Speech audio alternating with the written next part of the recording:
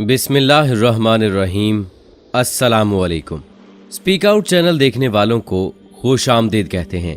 दोस्तों, अल्लाह रब्बुल इज़्ज़त कुरान पाक में अपने बंदों से मुखातिब होकर इरशाद फरमाता है कि कह दो ऐ मेरे बंदो जिन्होंने अपनी जानों पर जुल्म ज़्यादती की है, तुम अल्लाह की रहमत से ना उम्मीद ना हो जाओ। बेशक अल्लाह ताला सारे गुनाहों को बख्श देता है, बाकी वो बड़ी बख्शिश वाला, बड़ी रहमत वाला है। सूरह ज़ुमर। दोस्तों, खालिक़े कायनात कितना रहीम व करीम है कि हमें जिंदगी भी दी, जिंदगी गुजारने का सीधा रास्ता भी दिखाया, अपनी बेपनाह नेमतों से फैज़ याब भी किया और हमारे गुनाहों और कोताहियों को दरगुजर भी फरमाता है और बहाने बहाने से अपने बंदों के गुनाह माफ फरमाता है। शर्त यह है कि बंदा उससे गाफिल ना हो, अल्लाह की और रसूल अकरम सल्लल्लाहु अलैहि वसल्लम की इत्तबा की कोशिश में लगा रहे। आज हम आपको ऐसी छोटी सी दुआ बताने जा रहे हैं जिस दुआ के बारे में आता है कि अगर इस दुआ को बंदा पढ़ता है तो अल्लाह उसके सारे गुनाह माफ फरमा देता है। वो दुआ कौन सी है और इसको कैसे और किस वक्त पढ़ना है, इस बारे में जानने के लिए हमारी आज की वीडियो को आखिर तक ज़रूर देखिएगा। और दोस्तों, अगर आपने अभी तक हमारा चैनल स्पीक आउट सब्सक्राइब नहीं किया तो अभी सब्सक्राइब करें और साथ में घंटी के निशान को ज़रूर दबाएं ताकि मुस्तकबिल में अपलोड होने वाली इस्लामी और मालूमाती वीडियोस का नोटिफिकेशन आपको बर वक्त मिल सके। दोस्तों, आप इस वीडियो को अपने दोस्तों के साथ और सोशल मीडिया पे भी ज़रूर शेयर करें। इसके अलावा कमेंट बॉक्स में अपनी राय का इजहार भी ज़रूर किया करें।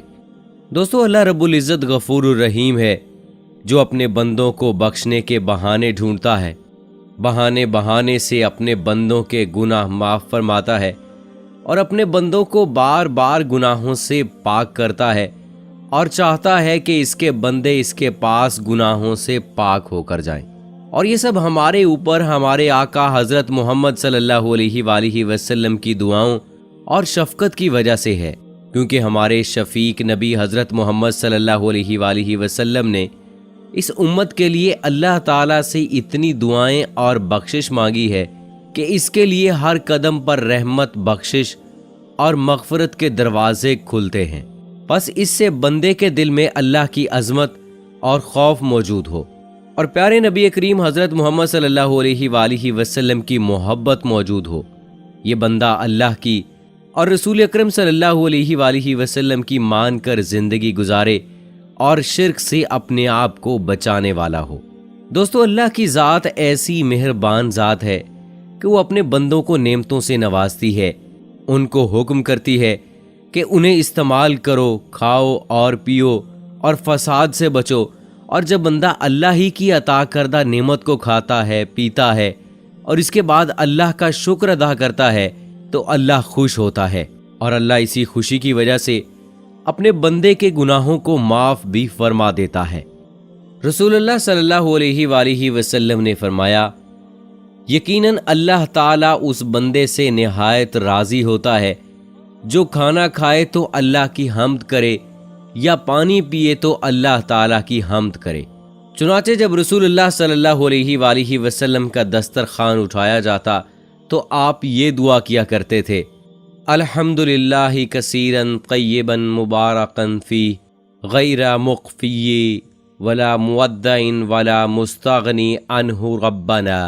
हमारे परवरदिगार अल्लाह का शुक्र है, बहुत सा शुक्र, पाकीज़ा शुक्र, बरकत वाला, ऐसा शुक्र नहीं जो एक बार होकर रह जाए, ख़त्म हो जाए, फिर इसकी हाजत ना रहे।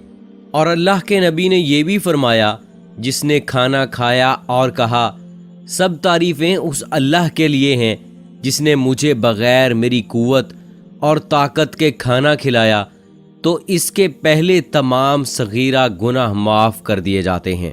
अगर सिर्फ अल्हम्दुलिल्लाह पर ही इक्तफ़ा किया जाए तो सुन्नत की असल हासिल हो जाती है।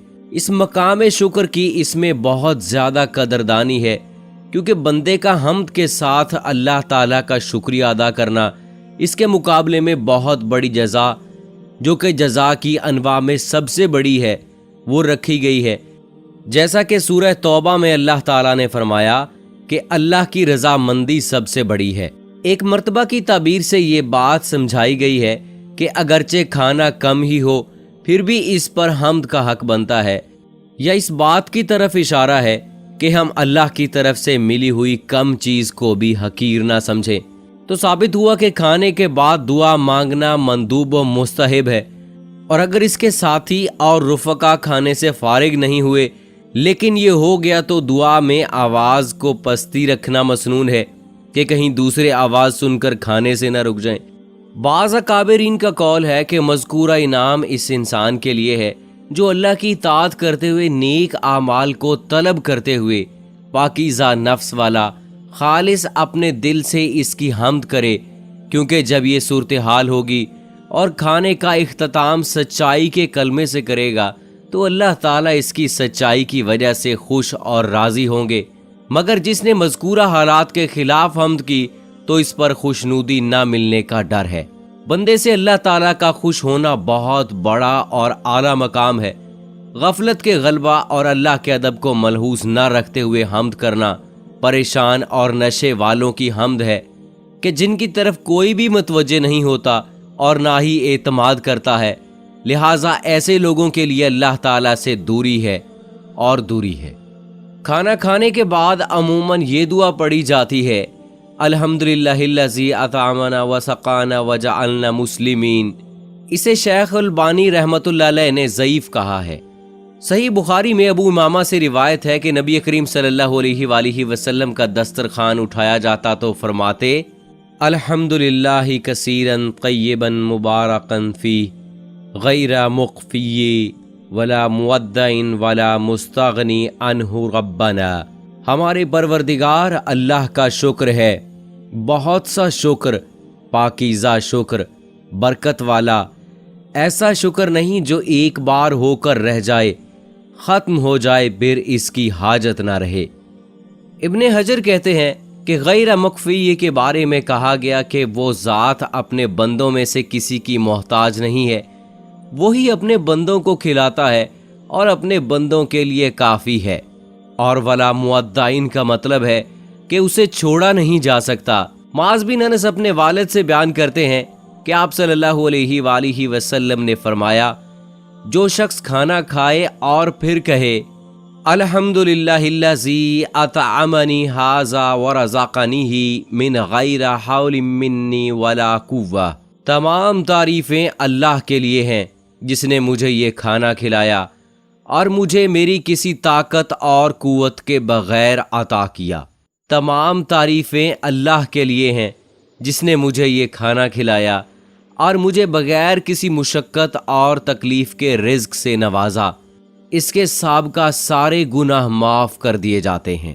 تو دوستو، اللہ تعالیٰ نے ہمیں طریقے بتا دیے ہیں، بس ان پر عمل کر کے اللہ تعالیٰ کی خوشنودی حاصل کرنی ہے اور اللہ تعالیٰ کی رضامندی حاصل کر کے ہم نے اپنی دنیا اور آخرت کو سنوارنا ہے۔ رسول اکرم صلی اللہ علیہ وآلہ وسلم نے اپنی زندگی میں ہمیں ہر ایک چیز بتا دی ہے، ہر ایک بات بتا دی ہے۔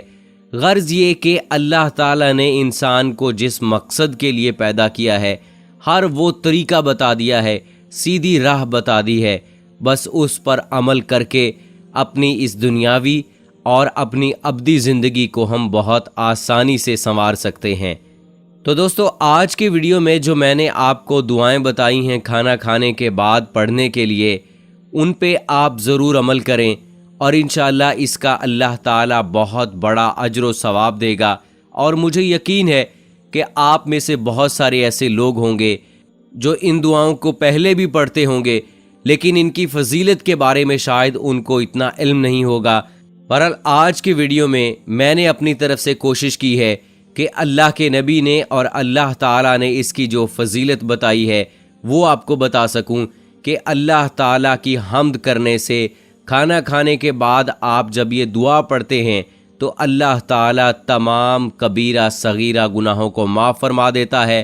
کچھ روایات میں ہے کہ اللہ تعالیٰ صغیرہ گناہوں کو معاف فرما دیتا ہے۔ تو دوستو، آئیے آج اس بات کا عہد کرتے ہیں کہ ان چھوٹی سی دعاؤں کو یاد کر کے اپنی زندگی کا معمول بنائیں گے، اور اللہ سے دعا کرتے ہیں کہ اللہ تعالیٰ اپنے اور رسول اکرم صلی اللہ علیہ وآلہ وسلم کے بتائے ہوئے طریقوں کے مطابق زندگی گزارنے کی توفیق عطا فرمائے، آمین ثم آمین۔ مجھے اجازت دیجیے، فی امان اللہ۔